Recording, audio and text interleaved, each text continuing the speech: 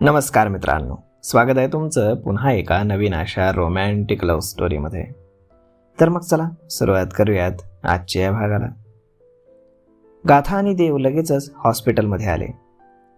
Congratulations, दोघेही एकसाथ म्हणाले. त्यांना पाहून शिव आणि राधिका फारच खुश झाले. कशी आहेस? गाथानं राधिकाला विचारलं. खूप छान, राधिका हसून बोलली. आमची प्रिन्सेस कुठे आहे? देवनं विचारलं. ही बघ तुझी प्रिन्सेस, माई बोलली आणि देवनं त्या छोट्याशा बाळाला त्याच्या हातात घेतलं. खूपच नाजूक आणि सुंदर, एकदम राधिकासारखं बाळ होतं. शिव, ही एकदम राधिकासारखी दिसते ना? नाही देव, माझ्यासारखी दिसतेय, शिव बोलला. अजिबात नाही आहे, ही अगदी सेम राधिका आहे. काहीही बोलू नको, तुला काही कळत नाही. ही ना अगदी माझ्यासारखी दिसते. नीट बघ शिव, ही राधिकासारखी आहे. थोडंसं नाक गेलंय तुझ्यावर, बाकी तर मला एकदम राधिकासारखी दिसतीये.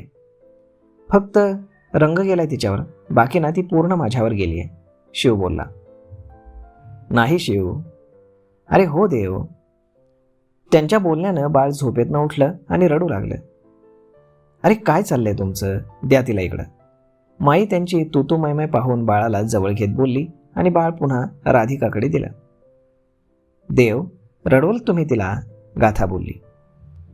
या दोघांना पाहून कोणी म्हणेल का की हे दोघे इतके मोठे डॉक्टर आहेत म्हणून?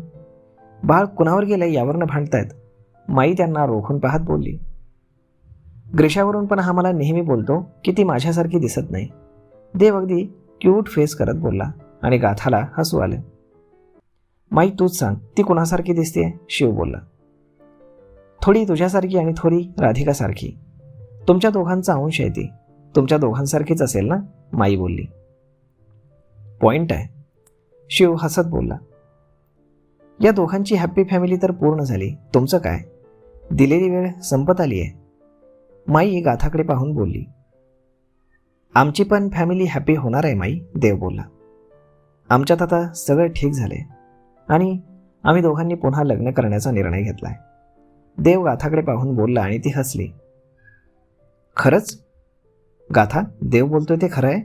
माईनं अधीरतेनं विचारलं. हो, गाथा लाजत बोलली. देवा पांडुरंगा, तुझे फार आभार. आज ना मी फार खुश आहे, माई बोलल्या.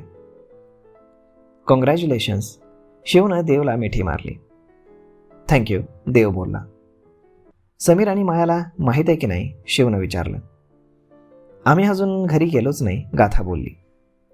अगं मग फोन कर आणि त्यांना दोघांनाही आनंदाची बातमी दे, माई देवकडे पाहून बोलली आणि मग देवनं समीरला फोन केला. हॅलो समीर. हॅलो समीर, देव बोलतोय. लवकर बोला डॉक्टर साहेब, माझ्याकडे वेळ नाही. समीर ऑफिसमध्ये एका मीटिंगमध्ये होता. तुला एक सांगायचं होतं, देव मुद्दाम गंभीर आवाजात बोलला. तुझा आवाज असा काय येतो डॉक्टर? काय झालं? गाथा ठीक आहे ना? तुझ्यासोबतच आहे ना ती? कुठे आहात तुम्ही? समीरनं काळजीने विचारलं. हॉस्पिटलमध्ये. व्हॉट? काय झालं? आता काय केलंस तू? तरी मी मायाला सांगत होतो तिला एकटीला जाऊ देऊ नकोस. यावेळी गाथाला जर काही झालं ना डॉक्टर, तर मी तुला सोडणार नाही आहे, समीर थोड्या चढ्या आवाजात बोलला. रिलॅक्स, ती ठीक आहे, बोल तिच्याशी. या माणसाचा माझ्यावर कधी विश्वास बसणार आहे देव जाणे, देव सुस्कारा सोडत बोलला आणि गाथा हसली. ती ठीक आहे, तर मग तुम्ही हॉस्पिटलमध्ये काय करताय? हॅलो जिजू. गाथानं फोन स्पीकरवर टाकला. गाथा, बाळा तू ठीक आहेस ना? मी ठीक आहे जिजू. शिवला मुलगी झाली आहे म्हणून आम्ही हॉस्पिटलमध्ये आलो आहे. अरे वा, माझ्याकडून त्याचं अभिनंदन कर मग, समीर बोलला. थँक्यू समीर, आणि तुझं पण अभिनंदन, शिव मध्येच बोलला. माझं कशासाठी? देव आणि गाथा यांचं पॅचअप झालं आणि आता त्यांनी लग्न करण्याचा निर्णय घेतलाय. व्हॉट? खरं बोलतोयस तू? समीर अगदी आश्चर्यानं बोलला. हो, तू आणि माया लवकर इकडे या. हो, येतोच आम्ही. समीरनं फोन ठेवून दिला आणि त्यानं मायाला फोन करून सांगितलं. मी म्हटलं होतं ना तुला, त्यांच्यात लवकरच सगळं ठीक होईल. हो, तू तयार राहा, मी येतोय. तिथून देवच्या हॉस्पिटलमध्ये जाऊ, समीर बोलला.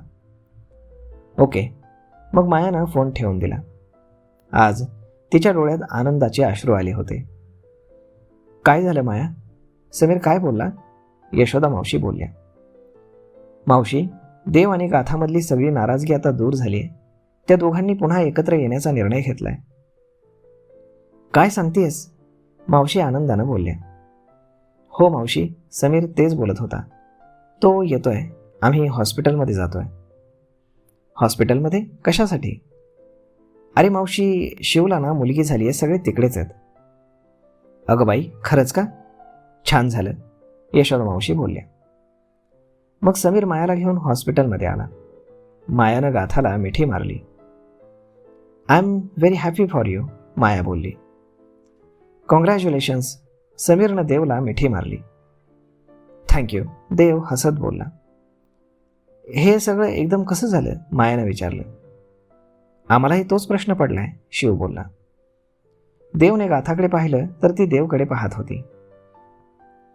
कसं झालं, केव्हा झालं यापेक्षा आम्ही सोबत आहोत हे जास्त महत्त्वाचं नाही का? देव बोलला. अगदी बरोबर, तुम्ही दोघे सोबत आहात हेच फार महत्त्वाचं आहे. समीर, आता जास्त उशीर करायला नको. लवकरात लवकर यांचं लग्न लावून देऊ, माई बोलल्या. चालेल, समीरही हसत बोलला. इकडे मग समीर आणि मायासोबत गाथा घरी निघून गेली. देव आणि शिव त्याच्या केबिनमध्ये बसले होते. देवनं त्याला घडलेला सगळा प्रकार सांगितला आणि ते ऐकून शिवलाही मिस्टर शहांचा फार राग येऊ लागला.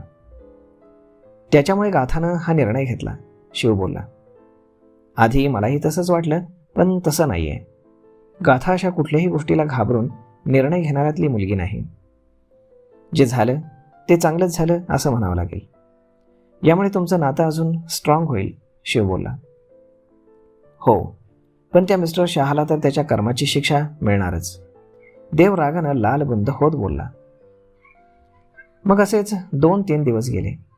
एका अंधाऱ्या खोलीमध्ये एका माणसाच्या जोरजोरात ओरडण्याचा आवाज येत होता. त्याला बेदम मारहाण होत होती. करीमने मिस्टर शहाला उचलून त्याच्या अड्ड्यावर आणलं होतं आणि त्याची धुलाई चालू होती. का आणलं इथे मला? पैसे हवेत का? किती हवेत बोला, मिस्टर शहा बोलला. रस्सी जल गई लेकिन बल नाही गया.